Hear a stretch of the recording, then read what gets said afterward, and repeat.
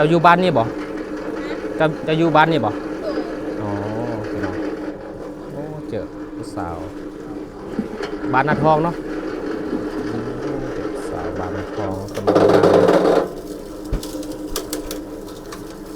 โอ้คือจะหวานเนาะน้ำอ้อยเนาะหวานอยู่บ่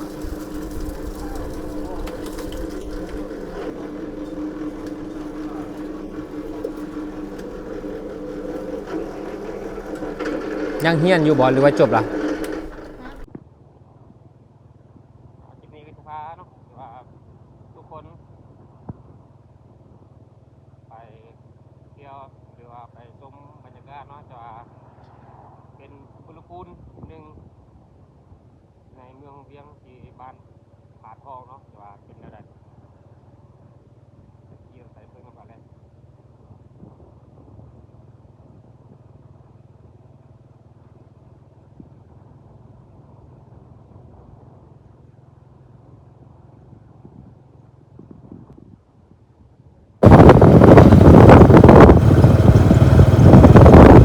ในที่สุดของเราเป็นแล้วเนาะจะเป็นสถานที่จอดรถจะรู้จักตัวนี้รู้จักนักท่องเที่ยวสลายจากเป็นจะเซารถแบบนี้นักท่องเที่ยวเนาะรถคิกว่าพี่น้องเนาะเป็นจะวางขายหลายอย่างเนาะจะว่าในสถานที่ทางเขาหรือว่าจะเป็นอาหารเนาะ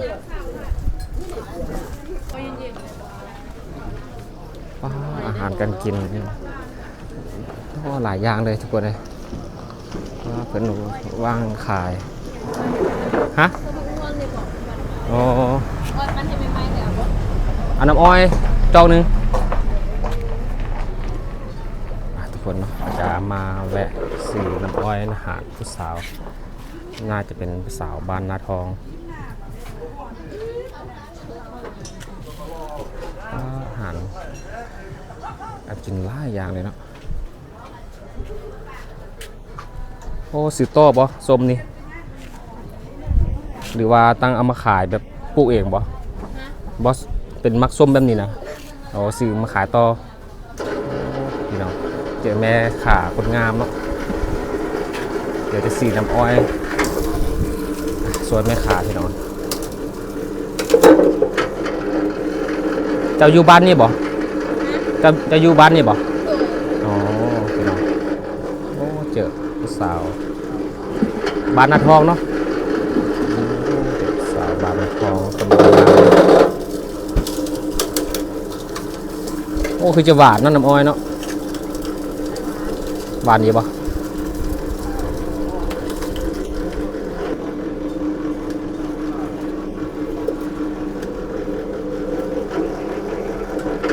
ยังเฮียนอยู่บ่หรือว่าจบละยังเฮียนอยู่บ่หรือจบละออกแล้ว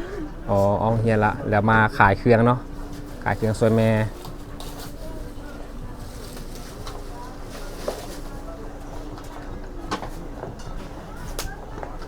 โอ้เนาะเป็นแม่ค้าที่ว่างามเนาะเลยใจดีโอ้ฮอร์ดอกพี่น้องเนาะจะพาทุกคนเนาะจะว่าไปชมจังหวัดบรรยากาศจะว่าในมื้อนี้จะมีนักท่องเที่ยวจะมาเที่ยวลินจะว่าในสถานที่แห่งนี้หรือว่ามาอำนาจจะหลายคือกิจที่ว่าเบาแพงคายมาแต่กี่บ่เนาะโอ้จะหลายปกติเนาะจะในสถานที่แห่งนี้เนาะจะเป็นโซนอาหารนักท่องเที่ยวมาเที่ยวหลายครับหน่อยในเขาสวยแบบนี้เนาะแต่ว่ามาหลายเลยเราเต็มเลย他爷带他买，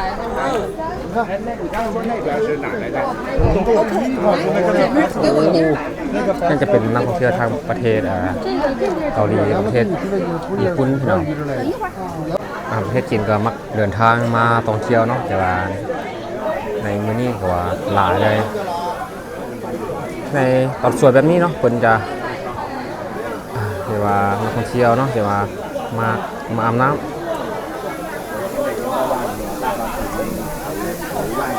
อันก็จะเป็นม่อนที่ว่าหารเนาะจะให้นักท่องเที่ยวมา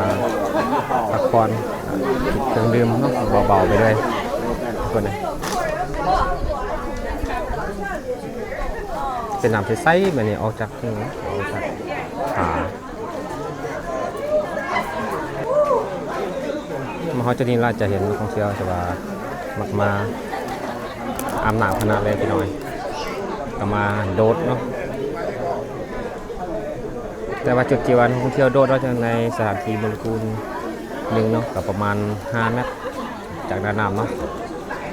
สู่ที่ว่านักท่องเที่ยวอยู่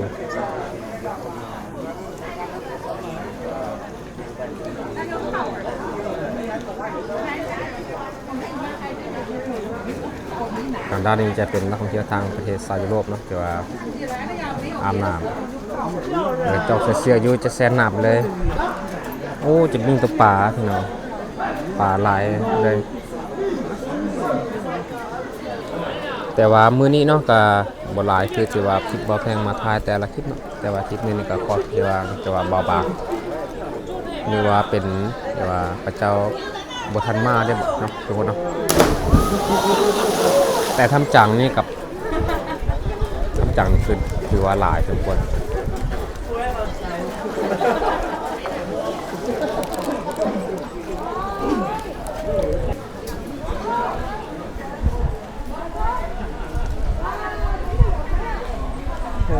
ค่อนข้างจะมีลมแล้วก็มีฝนทุกคนเนาะแต่ว่าในช่วงระยะนี้เพราะว่าอากาศร้อนหลายค่อนข้างจะว่าตกในตอนกลางคืนเนาะหรือว่าตอนเช้าตอนสวยจะมีที่ว่าแดดออก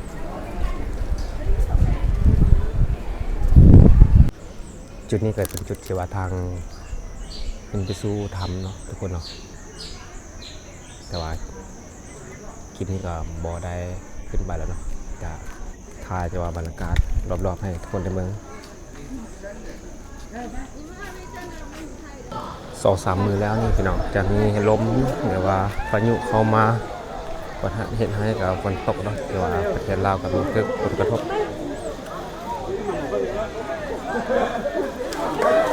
แต่ว่าวงเวียนของเขาเนาะช่วงระยะนี้ก็ค่อนข้างจะมีนักท่องเที่ยวกับเบาบางลงในวันนี้ก็ถือว่าน้อยกว่าผิดปกติเนาะแต่การคิดที่ว่าบางแห่งมาถ่ายก็คือว่าหลัก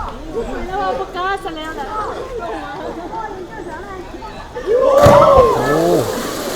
เก่งขนาดเลยโดนมาแต่เทิงเล่นเนาะเอาหัวลงก้อนหัวเก่งสมควรเลย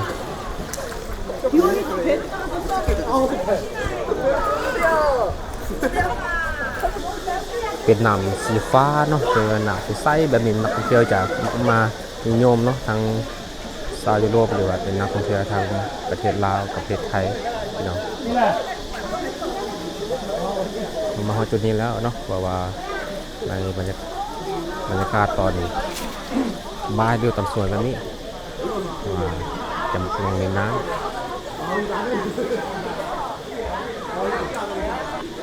เพิ่นก็จะมีจุดที่ว่ามีสลิงเนาะหรือมีเทิงต้นไม้ที่มาจะเทิงของพี่น้อง